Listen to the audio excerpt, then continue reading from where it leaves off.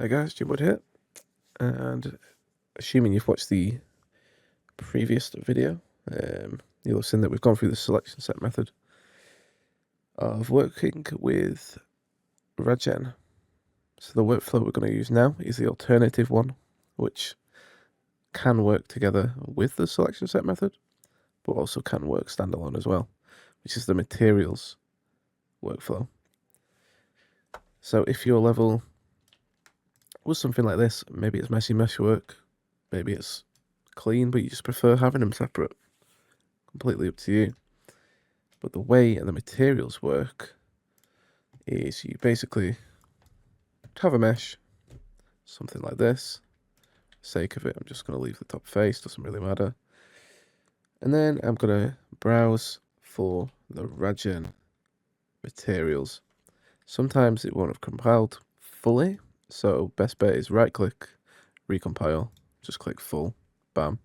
All your materials are immediately recompiled, and they should show correctly now. So this is the list of RadGen materials in 3.0. Some have been removed from previous versions, but this is where we're at now. Just for how RadGen's progressed over the years. There are two standout ones, which are these legacy bomb site materials. These have just been left in, as they say, for legacy reasons. Nowadays, you're best off just using RadGen bomb site, as we will potentially remove these in future. But for now, they're just in here to make sure they still work for older radars that have been made with previous versions of RadGen. So first things first, what I'm going to do is I'm going to add a path. So similar to the selection set method, but instead of using selection sets, I'm going to use the materials. So I'm going to assign that material to that mesh with a Shift T. And immediately, if I save that, I go into RadGen, I click update, there, it's going to show it. So let's just pretend we have a layout. Let's do this again, which was similar to what I did before, with the selection set one, and just mess with it. I tell you what, that's horrendous, but let's do it. Update. We got a horrendously long thing there, so let's get rid of that. So let's just extend these really quickly. So we're going to just going to go through all of them. So got this here. We're going to give this the cover material. Let's add another mesh, and we'll give it overlap. Just for the sake of clarity, let's just make it in the air, so it makes more sense. Let's duplicate this. Go with remove. That's just going to remove that area from being rendered. That'll do. Let's go again. What else we got? Rescue zone, buy zone, bomb sites.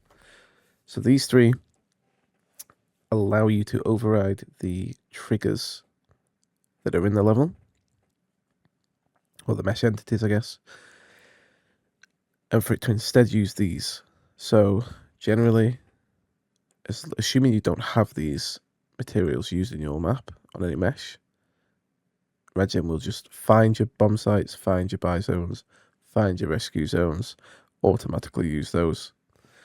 However, if you want to override them, be that you just want to make it look cleaner on the radar, but you don't want to edit the actual trigger sizes and volumes in any way, then this might be the way to go.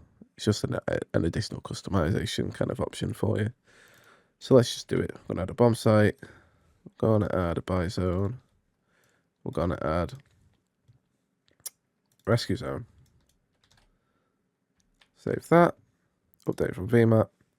And there we go. We've got the rescue zone, which is kind of hard to see with size there, but it's got the jagged lines, which kind of replicates the valve way of doing it, whereas the buy zone and bomb site both have straight lines. Obviously, got the edges coloured specifically, but they can be changed colour-wise, but we'll go through that in a separate video. And that's the not path workflow, that's a materials workflow. So, alternatively to the selection set method, you've got the path option as well. Mix and match if you want. Use both. Use one. Doesn't matter at all. The only really limitation to the path to obviously using this method is the fact that you can't just render a prop. Technically speaking, you could convert the prop to a mesh using this, convert models to editable mesh, and then maybe give that the cover texture, save it, run it. Wouldn't recommend that, but clearly it works. So, oops. So there's that. Perfect. That is the materials workflow. I might as well just shove this in at the end. If we didn't have those, and we did just have the, let's give them the trigger texture. Bomb site, full bomb target. So if we actually had the entities, this one being a, buy zone, and then we'll add a rescue zone. We have these in the level instead. Load it. There you go. So that shows it just uses the entities by default. But if you do add a RadGen material for them, for example, the bomb site, should have searched for RadGen. And yep, that was the right one. Then obviously, if I actually apply the material, there you go. So you got that instead there. So yeah, you can mix and match with those. Do whatever you think is best.